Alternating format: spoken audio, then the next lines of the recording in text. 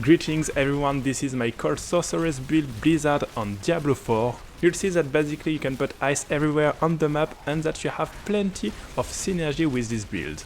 I'll explain you everything and how it works in that video.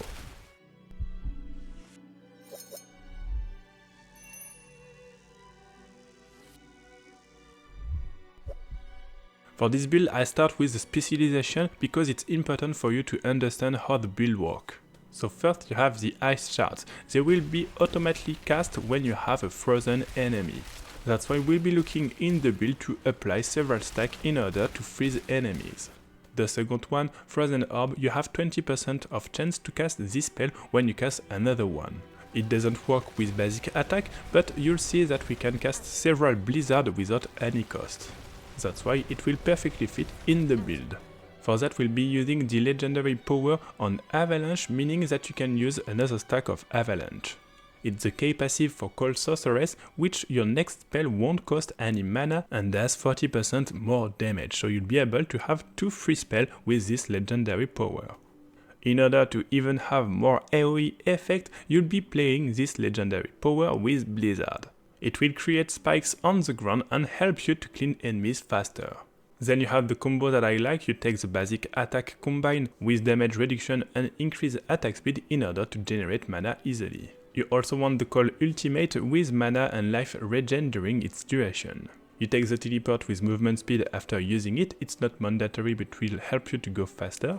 And to finish with the skills, the ice armor for the defense and the ice blades. For the last legendary items, you want a chance to make vulnerable enemies when you freeze them, and increase damage when you don't move, as you have enough tankiness you can stay still and enjoy this 30% damage bonus. You can also take the increased damage in function of your mana and the fact that you'll have a barrier when you hit an elite. This one will be important because we have several passives which synergize well with barrier. For the gem in armor you can either go for the diamond in order to generate barrier or rubies in order to get more life. For the weapon, diamonds to boost your ultimate or sapphire in order to boost critical damage to enemies under CC. Lastly, for accessories you want resistances. For the skill tree you want to play the Frost Burst with additional mana, and then you'll get your 2 autocast spell, Frozen Orb and Ice Shards. You'll get the teleport, the Ice Barrier and the Glass Cannon passive. Then you have the lucky hit chance increase, Ice Blade and the fact that you'll get barrier when you use a spell with a cooldown. After that you also have interesting passive when you have a barrier, and you'll get Blizzard with the increased duration. Then you reach to the ultimate and you also have interesting cold passive just nearby. Lastly, of course, Avalanche with the legendary effect and boosting your Blizzard with no cost of mana. As usual, I'll finish this video with some gameplay and you'll see that in the end it's quite an easy to play build. You just have to spam Blizzard on enemies, and if you run out of mana, simply use your Frostball, especially on frozen enemies.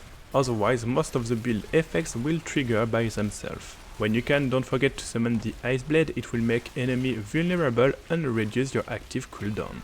Also, don't forget that when you use this spell or another spell with cooldown, you'll have a barrier. In that way you'll have plenty of barrier in order to tank enemies' damage.